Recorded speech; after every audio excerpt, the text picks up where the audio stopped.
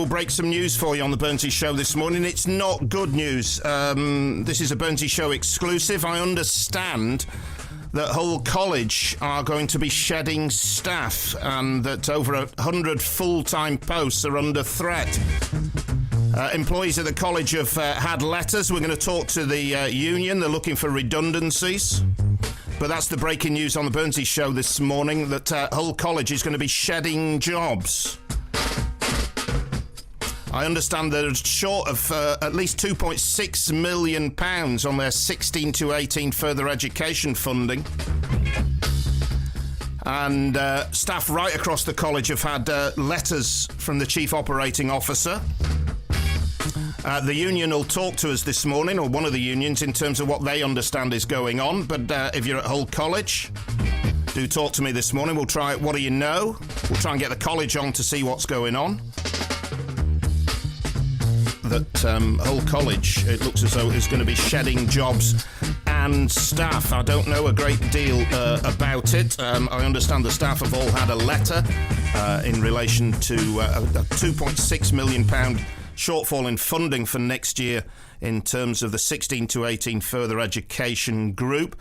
I've been talking to various people about it, and I understand that they're asking for voluntary redundancies, but it sounds to me that there will be some compulsory redundancies as well. We'll wait and see. Let's talk to Julie Kelley, the regional official for the University and College Union. She's live on the Burnsy Show this morning. Julie, thank you for your time this morning. I wish we were talking in happier circumstances. Yes, so do I. Good morning, Burnsy. Morning. What can you tell us? Well, we were sent a letter at the end of last week, actually, notifying us that there was a proposal to make redundancies. And as you have obviously heard, they're looking to deal with a shortfall of 2.6 million. They've provided us with some kind of outline numbers in terms of the level of the reduction, and obviously, as you said, they're looking to reduce by up to 100 full-time equivalent posts. Now, that isn't meaning 100 people, that's meaning 100 full-timers. So when you consider that there's going to be a lot of part-time staff that are mixed into that number, the head count in terms of the actual reduction will be potentially greater than the 100. So we don't know what the figures are going to be, and it's early days.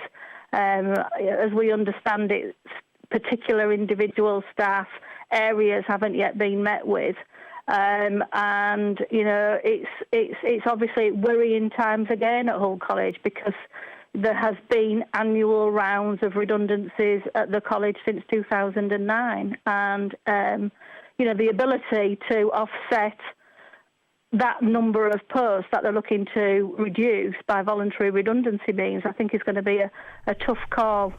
Are you basically, at this stage, it is they're asking for voluntary redundancies, but are you feeling it's inevitable that there will be compulsory redundancies? I think it's highly likely, especially with the speed which they're wanting to go through this process.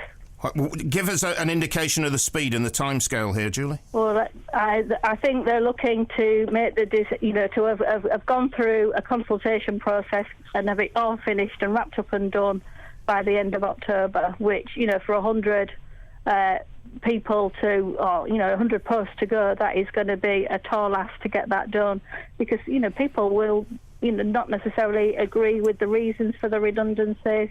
There'll be a lot of people that will be very upset. That's rapid, isn't it? I mean, we're 2 days into September now. Well, some staff aren't even back. When you consider that it's the beginning of a new academic year, that part-timers will be just drifting back in. Those staff that are term time only will not even be back at work yet. So there'll be this is they're really wanting to rush through this, I think. And our view would be that if they want to do this properly, then they've got to give full time for consultation and be really meaningful with a view to trying to reduce that number. We want these are people that have got their employees of Hull College with permanent jobs at Hull College, and we want to see their jobs being maintained. We've got a call into Hull College. Hull College, if you're listening this morning, we'd love to hear from you on the programme. You can tell us what's going on from your point of view.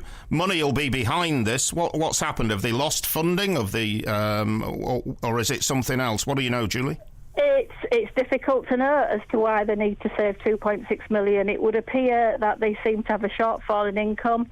That it's possibly related to staff costs. Some of it might be related to student numbers. I think some of it may well be related to some poor financial management.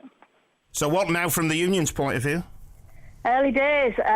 We've got to take stock now of what we're going to do. Members will be very upset, very, very angry about this. They're hard-working.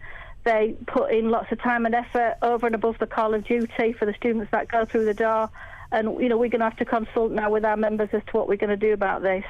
Julie, thank you very much for your time this morning. We'll see whether the college will come on the Burnsy show this morning and explain what's going on.